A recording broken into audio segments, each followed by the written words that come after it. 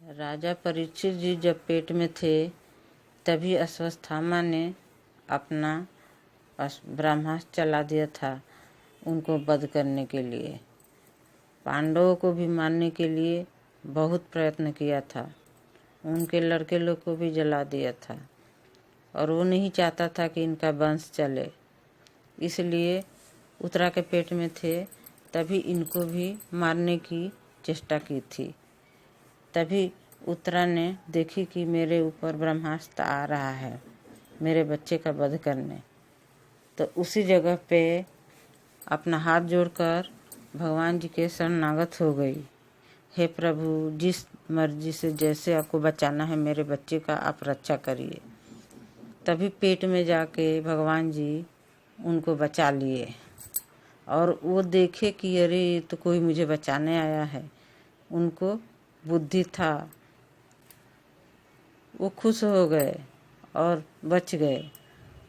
लेकिन जब बड़े हो गए तो बहुत ही धर्मात्मा हुए। धर्म में उनका बहुत नाम था, दानी भी थे, लोगों को बहुत दान भी करते थे। एक दिन जंगल में गए तभी कलयुग उधर से आ रहा था। कलयुग के आते देख परीक्षित जी ने बोले कि यहाँ तुम्हारा जगह नहीं है, तुम जाओ, इधर क्यों आ रहे हो।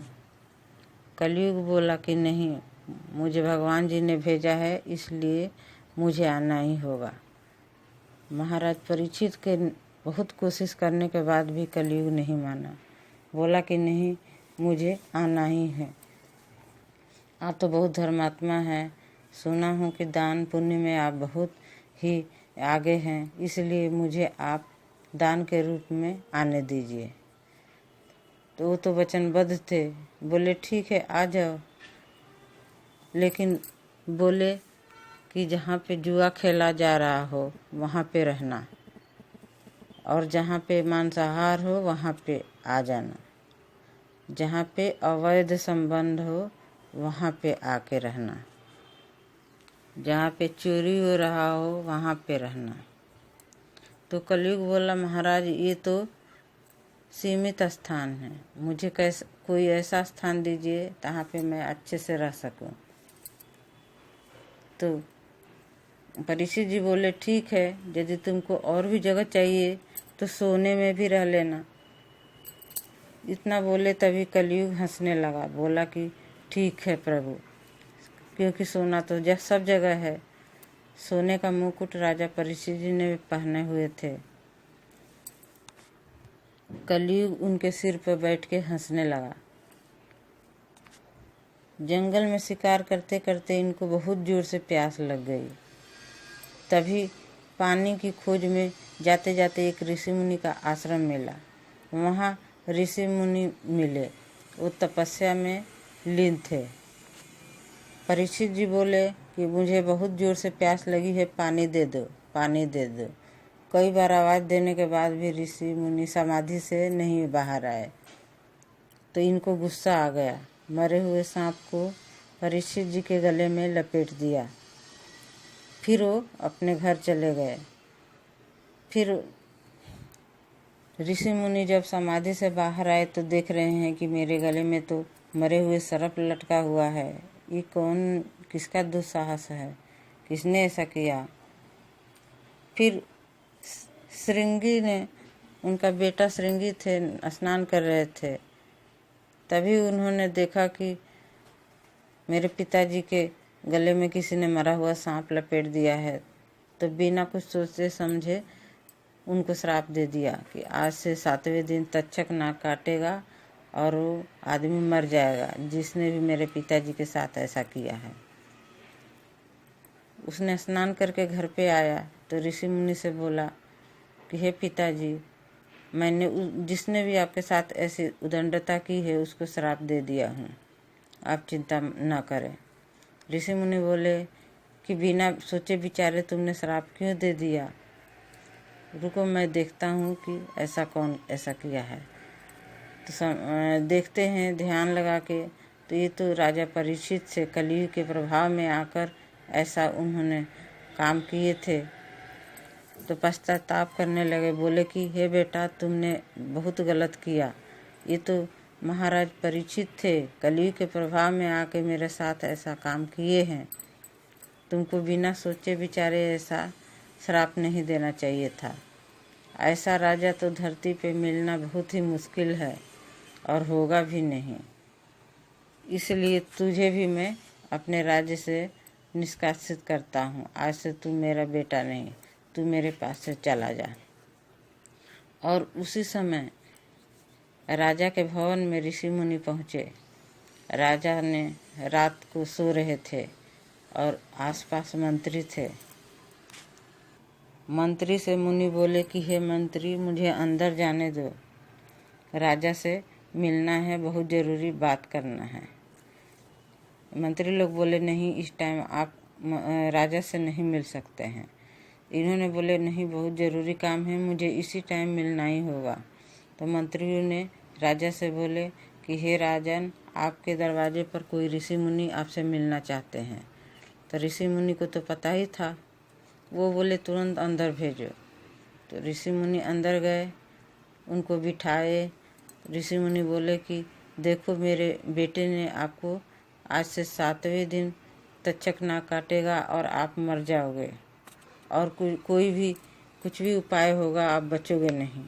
इसलिए आपके ज़िंदगी के 7 दिन बचे हैं।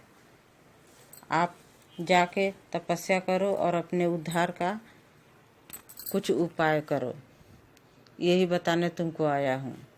राजा गिर गए ऋषि मुनि के पैर में। बोले कि जो भी हुआ अच्छा ही हुआ, वो मेरे कर्मों का दंड था। मैं जब अपने सिर से मुकुट उतारा तभी मुझे होश आया कि मैंने गलत काम कर दिया हूँ। कलयुग ने मुझसे गलत काम करवा दिया था। कोई बात नहीं मुनि, आप बताइए, कुछ उपाय बताइए जिससे मेरी मुक्ति हो जाए। उन्होंने बोले जाओ सुखदेव गोस्वामी के पास, वही तुमको कथा सुनाएंगे, भागवत गीता सुनाएंगे। उनका ही गीता उपदेश सुनोगे तो तुम्हारा उद्धार हो जाएगा और तुम्हारा जन्म सफल हो जाएगा। राजा उसी टाइम अपना मुकुट उतारे, सारे वस्त्र उतार दिए, ऋषि मुनि के भेष बना लिए, रिश्ते नाते सब पीछे छोड़ के सरयू के किनारे जाकर सुखदेव गोस्वामी के पैरों में गिर गए। बोले कि हे गोस्वामी, मेरा आज से 7वें दिन तक्षक नाग आएगा और काटेगा, मेरा मृत्यु निश्चित है। इसलिए आप मेरा उद्धार करने के लिए श्रीमद् भागवत गीता का पाठ सुनाइए। तो श्री सुखदेव गोस्वामी ने 7 दिन 7 रात श्रीमद् भागवत गीता का पाठ किए और ये सुनते रहे। सुनते सुनते 7वें दिन तक्षक नाग आया और काटा और इनको सीधे वैकुंठ लोक से विमान आया और भगवान जी के यहाँ चले गए। इसलिए दोस्तों, मैं आपसे भी रिक्वेस्ट करती हूँ कि भगवान के नाम में इतनी शक्ति है कि एक बार भगवान का नाम लेने से भी कोई भी नरक नहीं जाता, किसी को भी यमलोक के दूत नहीं सताते। ये सब श्रीमद् भागवत गीता में श्री भगवान जी ने अपने मुख से खुद बताए हैं। श्रीमद् भागवत गीता सिर्फ साक्षात श्री कृष्ण ही हैं, भगवान ही हैं, क्योंकि उन्होंने साक्षात अपने मुख से जो कुछ भी बोले हैं वही श्रीमद् भागवत गीता में हैं। इसलिए आप लोग भागवत गीता का पाठ करें और भगवान जी का स्मरण करें। एक बार प्रेम से बोलिए हरे कृष्णा कृष्णा कृष्णा हरे हरे, हरे राम राम राम हरे हरे। कलयुग सिर्फ नाम आधारा। कलयुग में मात्र यही एक नाम है जो कि आपको मुक्ति दिलाएगा। पहले लोगों की उम्र 1 लाख वर्ष की होती थी, उसके बाद 10,000 वर्षों की होती थी, उसके बाद 1,000 वर्षों की होने लगी। अभी तो 100 वर्ष भी नहीं हो रही है और धर्म की हानि हो गई है। सबको मालूम है मृत्यु निश्चित है, फिर भी कोई स्वीकार नहीं करता। ये भी जानता है कि भगवान के पास जाने के लिए मुझे भगवान का नाम लेना चाहिए। सच्चाई जानते हुए भी कोई भक्ति में नहीं लगता। इसलिए संतों के साथ में रह के गुरु दीक्षा लेकर गुरु की शरण लेनी चाहिए, ताकि गुरु भगवान के पास जाने का मार्ग बता सके। नमस्कार।